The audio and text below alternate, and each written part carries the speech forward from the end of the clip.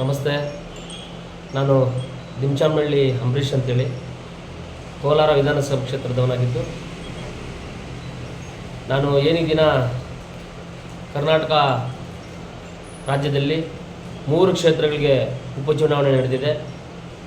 ಈ 3 ಕ್ಷೇತ್ರದ ಉಪಚುನಾವಣೆಯ ಬಗ್ಗೆ, ಫಲಿತಾಂಶದ ಬಗ್ಗೆ, ಅಭ್ಯರ್ಥಿಗಳ ಬಗ್ಗೆ ನಾನು 11 ದಿನದ ಹಿಂದೆ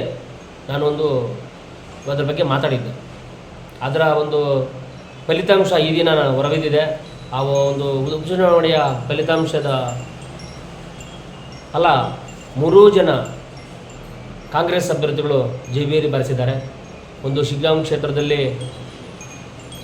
ಕಾಂಗ್ರೆಸ್ ಅಭ್ಯರ್ಥಿಯವರು, ಮತ್ತು ಸಂಡೂರು ಕ್ಷೇತ್ರದಲ್ಲಿ, ಮತ್ತು ಚನ್ನಪಟ್ಟಣ ಕ್ಷೇತ್ರದಲ್ಲಿ, ಈ 3 ಕ್ಷೇತ್ರದಲ್ಲಿ ಕಾಂಗ್ರೆಸ್ ಅಭ್ಯರ್ಥಿ ಗೆಲುವು ಸಾಧಿಸಿದ್ದಾರೆ. ಈ ಒಂದು ಗೆಲುವಿಗೆ ಕಾರಣಕರ್ತರಾದಂತಹ ಆ ಕ್ಷೇತ್ರದ ಪ್ರತಿಯೊಬ್ಬ ಮತದಾರನಿಗೂ ನನ್ನ ನಮಸ್ಕಾರಗಳು. ಅದರಲ್ಲಿ ವಿಶೇಷವಾಗಿ ನಾನು ಅವತ್ತು ಮಾತಾಡಿದ್ದೇನೆಂದರೆ, ಹೈ ವೋಲ್ಟೇಜ್ ಕ್ಷೇತ್ರ ಆದಂತಹ ಚನ್ನಪಟ್ಟಣ ವಿಧಾನಸಭಾ ಕ್ಷೇತ್ರ. ಈ ಒಂದು ಕ್ಷೇತ್ರದಲ್ಲಿ ಹಾಲಿ ಕೇಂದ್ರ ಸಚಿವರು, ಮಾಜಿ ಮುಖ್ಯಮಂತ್ರಿಗಳಾದಂತಹ ಕುಮಾರಸ್ವಾಮಿ ಅವರ ಮಗ ನಿಖಿಲ್ ಕುಮಾರಸ್ವಾಮಿ ಅವರು ಹಾಗೂ ಮಾಜಿ ಸಚಿವರು CP ಯೋಗೇಶ್ವರ್ ಅವರು ಕಾಂಗ್ರೆಸ್ ಅಭ್ಯರ್ಥಿಯಾಗಿ ಕಂಟೆಸ್ಟ್ ಮಾಡಿದರು. ಈ ಒಂದು ಕ್ಷೇತ್ರ ಹೈ ವೋಲ್ಟೇಜ್ ಆಗಿದ್ದು, ನಾನು ಆಗಲೇ ಹೇಳಿದ್ದೆ, ನಮ್ಮ ನಿಖಿಲ್ ಕುಮಾರಸ್ವಾಮಿ ಅವರಿಗೆ ರಾಜಕೀಯದಲ್ಲಿ ಭವಿಷ್ಯ ಇಲ್ಲ, ಅವರು ಹ್ಯಾಟ್ರಿಕ್ ಸೋಲನ್ನು ಅನುಭವಿಸ್ತಾರೆ, ಹ್ಯಾಟ್ರಿಕ್ ಸೋಲನ್ನು ಅನುಭವಿಸ್ತಾರೆ ಅಂತೇಳಿ ಆಗಲೇ ಹೇಳಿದ್ದೆ. ಅದು ಈ ದಿನ ಸತ್ಯ ಆಗಿದೆ. ಅವರಿಗೆ ರಾಜಕೀಯದಲ್ಲಿ ಪಾಪ ಭವಿಷ್ಯ ಇಲ್ಲ ಅನಿಸುತ್ತೆ.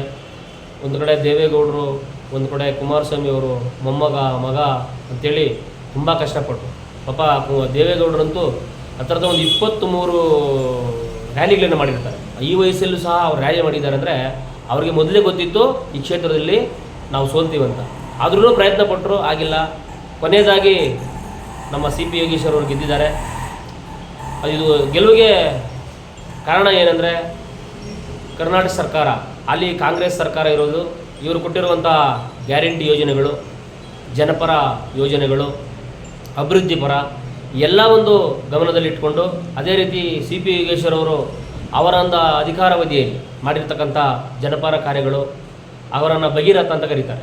ಅವರಿಗೆ ಪ್ರತಿಯೊಂದು ಕ್ಷೇತ್ರದಲ್ಲಿ ನೀರಿನ ವ್ಯವಸ್ಥೆಯನ್ನು ತುಂಬ ಅಚ್ಚುಕಟ್ಟಾಗಿ ಮಾಡಿದ್ದಾರೆ. ಅದನ್ನೆಲ್ಲ ಗಮನಿಸಿ ಆ ಕ್ಷೇತ್ರದ ಜನ ಹತ್ರ 23ರಿಂದ 26 ಸಾವಿರ ಹೆಚ್ಚಿನ ಮತಗಳನ್ನು ಕೊಟ್ಟು ಒಳ್ಳೆಯ ಲೀಡಲ್ಲಿ ಗೆಲ್ಲಿಸಿದ್ದಾರೆ. ಇದು ತುಂಬ ಸಂತೋಷದ ವಿಷಯ ಆಗಿದೆ. ಇದು ಯಾರೋ ಭವಿಷ್ಯ ನುಡಿದಿದ್ದಾರೆ, ಏನೋ ಒಂದು ಬೂಟಾಟಿಕೆ ಮಾತುಗಳು ಹೇಳ್ಕೊಂಡು ಇವ್ರು ಗೆಲ್ತಾರೆ, ಅವ್ರು ಗೆಲ್ತಾರೆ, ಅವೆಲ್ಲ ಸುಳ್ಳು. ಮತದಾರ ಪ್ರಭು ಏನು ಹೇಳಿದ್ದಾನೆ, ಏನು ಮತ ಚಲಾವಣೆ ಮಾಡಿದ್ದಾನೆ, ಅದೇ ಫೈನಲ್ ಆಗುತ್ತೆ. ನಾನು ಅವತ್ತೇ ಹೇಳಿದ್ದೆ, ರಾಜ ಆಗಿರೋನು ಮೊದಲೆಲ್ಲನು ರಾಣಿಯ ಹೊಟ್ಟೆಯಲ್ಲಿ ಹುಡ್ತಾ ಇದ್ದ, ಈಗ ರಾಜ ಆಗಿರೋನು ಮತದಾರ ಪ್ರಭುವಿನ ಮತದಾನದಲ್ಲಿ ಹುಡ್ತಾನೆ ಅಂತೇಳಿ. ಅದು ಅಕ್ಷರ ಸಹ ನಿಜ ಆಗಿದೆ. ಅಂಬೇಡ್ಕರ್ ಅವರು ಕೊಟ್ಟಿರುವಂಥ ಸಂವಿಧಾನದಲ್ಲಿ ಪ್ರತಿಯೊಬ್ಬರಿಗೂ ಮತದಾನದ ಕೊಟ್ಟಿದ್ದಾರೆ. ಅದು ಪ್ರತಿಯೊಬ್ಬರು ತಮ್ಮ ಹಕ್ಕನ್ನು ಚಲಾವಣೆ ಮಾಡಿ ನ್ಯಾಯದ ಪರ, ಅಭಿವೃದ್ಧಿ ಪರ, ಜನಪರ, ಹಾಗೆ ಬಡವರ ಪರ ಇರುವಂತಹ ಕಾಂಗ್ರೆಸ್ ಪಕ್ಷಕ್ಕೆ 3 ಕ್ಷೇತ್ರದಲ್ಲಿ ಗೆಲ್ಲಿಸಿದ್ದಾರೆ.